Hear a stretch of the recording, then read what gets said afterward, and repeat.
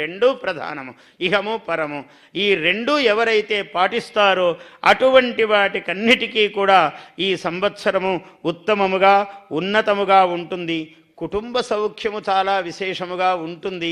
అందుకేనేమో ఇవాళ ఒక అద్భుతమైన కార్యక్రమానికి మన ముఖ్యమంత్రి వర్యులు శ్రీకారము చుట్టారు.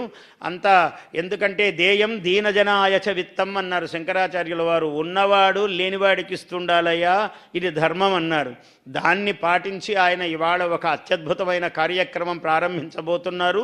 సూచనగా చెబుతాను, ఇప్పుడు ఎక్కువ మాట్లాడకూడదు, సాయంత్రం మాట్లాడాలి. కాబట్టి నేను ఒక మాటే చెబుతున్నాను. ఎందుకంటే ఆయన మహానుభావుడు, ఆయనే బంగారు మనిషి. ఎందుకంటే ఆయనకు దేశంలో ఆయన వల్ల ఉపకారం పొందిన వాళ్ళు, చాలా ధనవంతులైన వాళ్ళు ఎంతోమంది ఉన్నారు.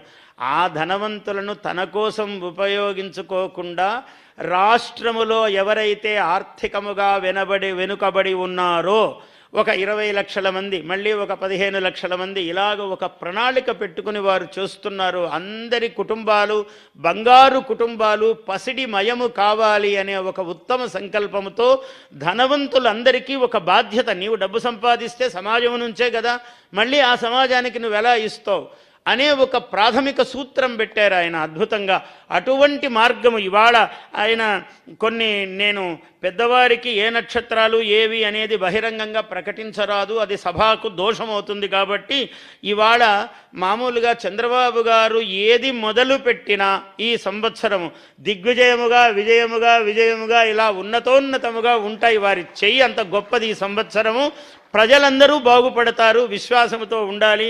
ఎవరికైనా పదవులు ఆలస్యం కావచ్చు, ఇంకోటి కావచ్చు, ఏమీ తొందరపడొద్దండి. చాలా శాంత పురుషుడు ఆయన సహనమే మనం కూడా నేర్చుకోవాలి. నాకు ఈరోజే రాత్రికి పదవి రాలేదే అని అనుకోవద్దండి. వారమైనా, నెలైనా, 10 నెలలైనా, ఓ 2 ఏళ్ళు పట్టినా, 3 ఏళ్ళు పట్టినా, ఎందుకంటే ఆయన మహర్జాతకుడు. 4 సార్లు ఎవరండి ముఖ్యమంత్రి అవుతారు? ఆయన 5వసారి అవుతాడు, 6వసారి అవుతాడు ఆయన. అటువంటి మహానుభావుడు. ఏమి మనకిక్కడ పోడు. ఒక్కసారి ఆయన దృష్టి, ఆయన ఆలోచన పడిందంటే ఆ వ్యక్తిని వదలడు. ఎవరిని ఒక్క పరుషవాక్యం మాట్లాడడండి. భాష అన్నది ఆయన్ని చూసి నేర్చుకోవాలి అందరూ. ఎవరిని ఒక అక్షరము ఆయన ఎప్పుడు దుర్భాష మాట్లాడడు. అది వాంగ్ నియమం ఉన్నది ఆయనకు కార్య నియమం ఉన్నది, కార్యశీలి. ఇటువంటి మహానుభావుడు మనకు రాష్ట్ర ముఖ్యమంత్రి. ఆయనకు తగినట్టే ఆయన చుట్టూ అందరూ మంత్రిమండలి కూడా అలా ఉన్నది. అధికారులు కూడా ఆయనకు అదుపాజ్ఞలలో అందరూ ప్రేమతో పనిచేస్తూ ఉన్నారు. దిగ్విజయోస్తు, ఈ రాష్ట్రమునకు జయోస్తు.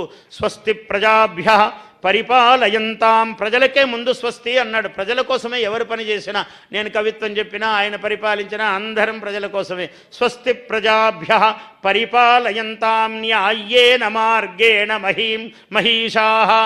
న్యాయ్యేన అని నొక్కారు. న్యాయేన అంటే చాలు, న్యాయముగా అని. న్యాయ్యేన అంటే న్యాయము నుంచి కొంచెము కూడా పక్కకు తప్పకుండా ప్రభువులు పరిపాలింతురుగాక.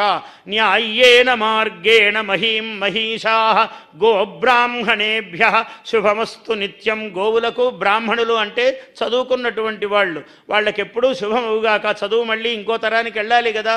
గోబ్రాహ్మణేభ్య